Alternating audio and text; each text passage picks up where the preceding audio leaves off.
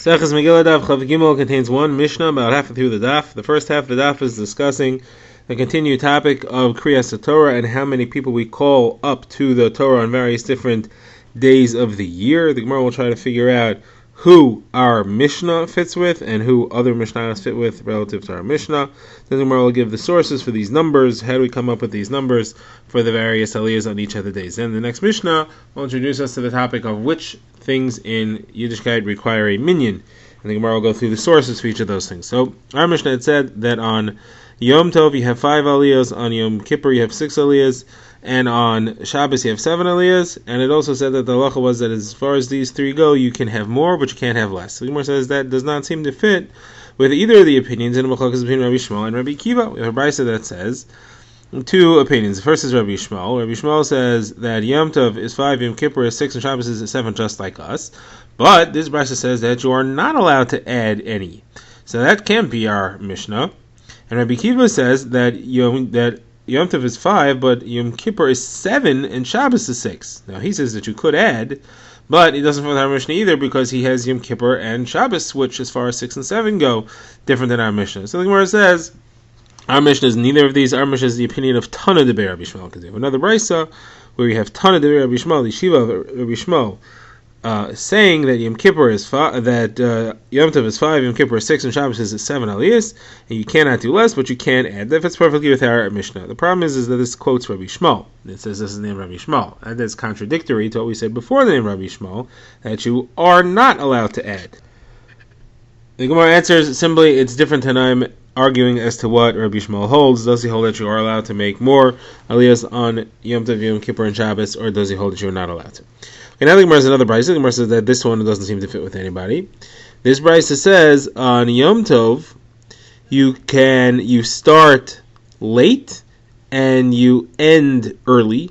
On Yom Kippur you start early and you end late, and on Shabbos you start early and you end early. Now the explanation for this is as follows. On Yom Tov you're busy preparing the Suda because you're allowed to cook on Yom Tov, and therefore you're going to start late. You end early because with covered Yom Tov for owning Yom Tov we shorten the tefillah, we have a shorter davening.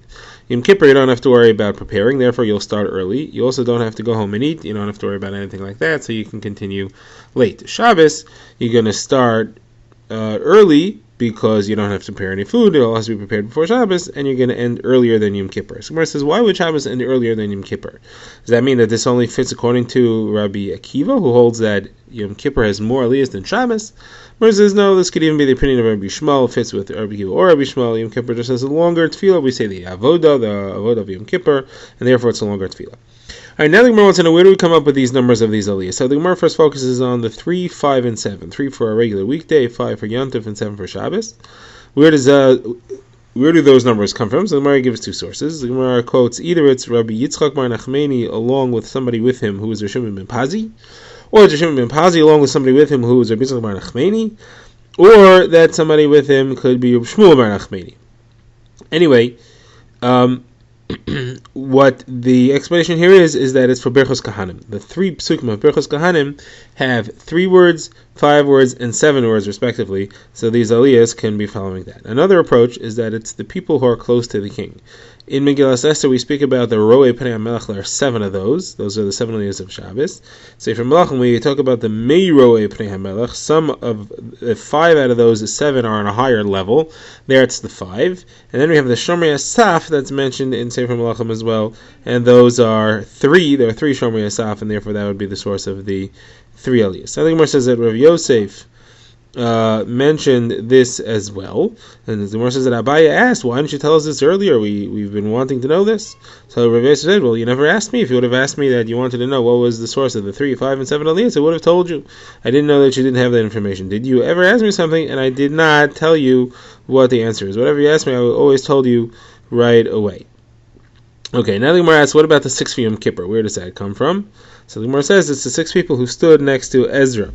In Ezra, it discusses, it's in Sefer Nehemiah, it says that Ezra stood by a wooden tree, wooden tower, and there were 6 people on his left and 6 people on his right. So you had 6 people on one side were Matisya, Shema, Anoya, Uriah, Chilkiah, and Maasiyah. Now, that was on the right side. And on the left side, you had Pedaya, Mishal, Malkiah, Choshum, Chashbadona, Zechariah, and Meshulam. Gemara says, okay, you just mentioned 7 names. Gemara says that's not a problem. Zechariah and Meshulam are the same person. The reason why Zechariah is called Meshulam is because he was Sholim b'maisav. He had complete actions. He was a tzaddik, a complete tzaddik in all his ways. Okay, now the Gemara goes into other halachas. We have a brisa that says who is allowed to get an aliyah. The Gemara says anybody can get one of the 7 aliyahs, even a child, even a woman.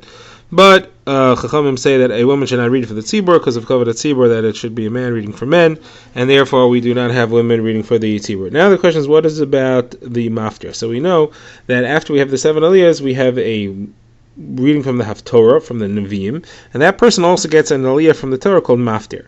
So the reason that he gets the aliyah is because it's not covered for to have somebody read just from the Nevi'im and put it seemingly on the same par as the Torah, because we have people reading from Torah and people reading from Nevi'im. That would seem to put the two on an even keel. We can't have that. Therefore, anybody who's going to read from Nevi'im has to first read from the Torah, and that's why he's called up, and he reads from Nevi'im as well. So the question is, the reason that he gets maftir is just so there shouldn't be a lack of kavod Torah that he's reading from Nevi'im.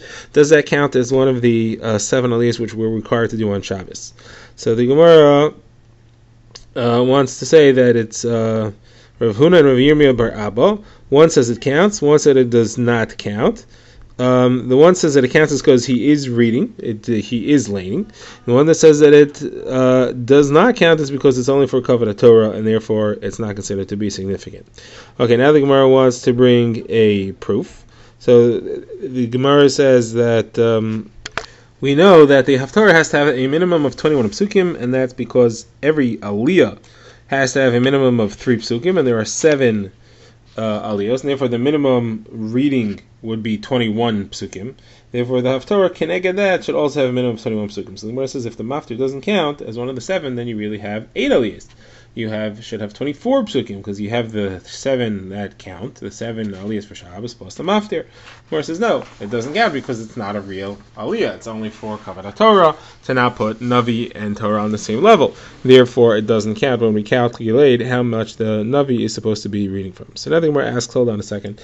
You mentioned that a Haftorah has to have at least 21 psukim, but the Haftorah for Parshas Tzav, which starts from Olosechem Safu, that doesn't have 21 psukim. Says, okay, so we stopped that one early because the topic ends. The topic ends early, therefore we stop it. But generally, we want to have 21 psukim out of the bunch. So Mara asks, Shmuel bar Abba says, well, once I was in front of Rav Yochanan and he stopped us after only 10 psukim. That was different because he had a turgum on there, you had a translator, and when you have a translator, it takes longer, and therefore we have less than 21 psukim. This rule of 21 psukim is only a place where you don't have a translator.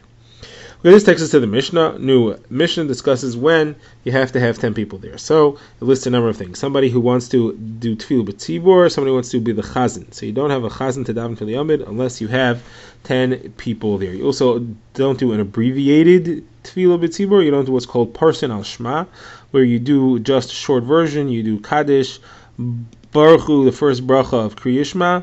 So you don't do that without a minyan there, without 10 people. You also don't do Berachos Kahana without 10 people. You don't read from the Torah without 10 people. You don't do Haftorah without 10 people, and you don't do Maimut Umoshav. That's when you're taking a person out to his kavura, a funeral. We stop 7 times, and we say Tehillim, we say Tefillah, and we do Haspedim. That standing and stopping procedure you don't do unless you have a minyan of people at least that are walking together with him.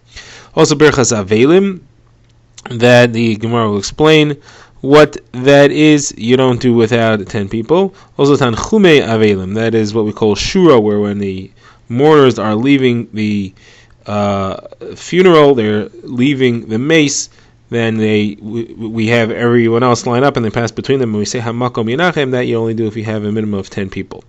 Berachos Chasanim, it's also a bracha for Chasanim that also you don't do without 10 people. When you do a mezuman by Berachos Hamazon, you don't say Lekenu without 10 people, and when you redeem land from Hekdesh, you also need to have 10 people there, 9 plus the Kohen who's doing the actual redeeming procedure. If you redeem a person, the Gemara will explain what that's all about. Redeem a person, you also have the same thing.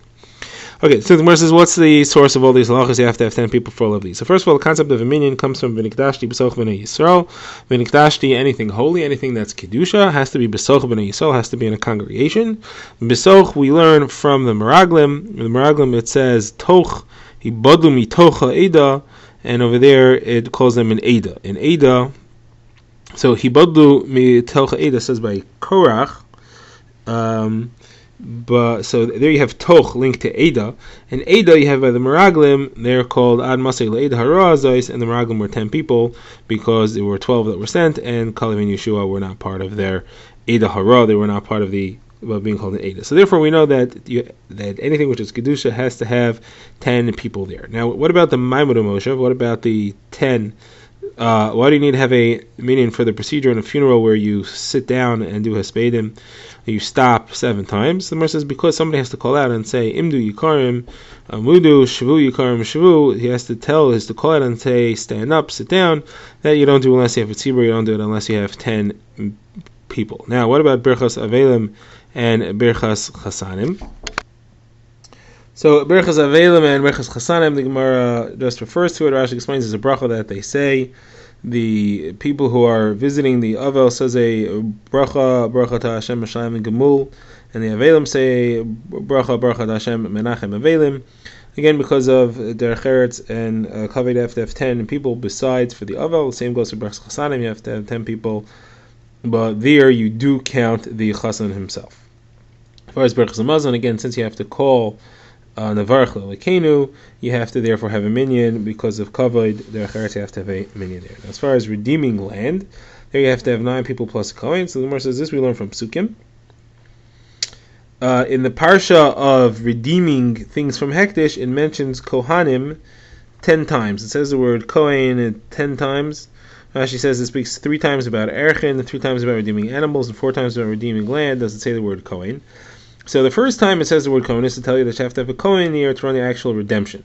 The second time is a miyut, that is an extra miyut. You don't have to have it say Kohen again. We already said Kohen. We already know it has to be a Kohen. That extra is to say that the rest of them don't have to be Kohanim, and therefore all the other 9 don't have to be Kohanim. So Gemara asks, interestingly, the Gemara says, but once you've used the second one to include that the rest don't have to be Kohanim, then the third one is not extra anymore. So the third one is to say that this one does have to be a Kohen. You should go back and forth like this. The first word Kohen should say that it has to be a Kohen. The second one should say that it could be Yisrael. The third one should say Kohen. The fourth one should say Yisrael. Go back and forth. You end up having 5 and 5. So maybe you should really need 5 Kohanim and 5 Yisraelim. So Gemara says Kasha. Could be you could learn it that way. We don't have a clear explanation as to why you shouldn't learn it that way. Now, we said by redeeming a person, you have the same things. So the Gemara says, what do you mean redeeming a person? A person doesn't have kedusha. You don't bring a person as a carbon. The Gemara says that's referring to somebody who says demei alai, somebody who vows to give his value as an eved, his worth to the Beis HaMikdash. So there you evaluate his value on the slave market, and you give that amount to the Beis HaMikdash, and that is linked to land. It says, we put b'nechem together with achuzah, and therefore a person and land are linked. They have the same malachos. Just like to redeem land, you need to have a minyan. To give the value of a person, which is a similar concept, you need to have a minyan as well.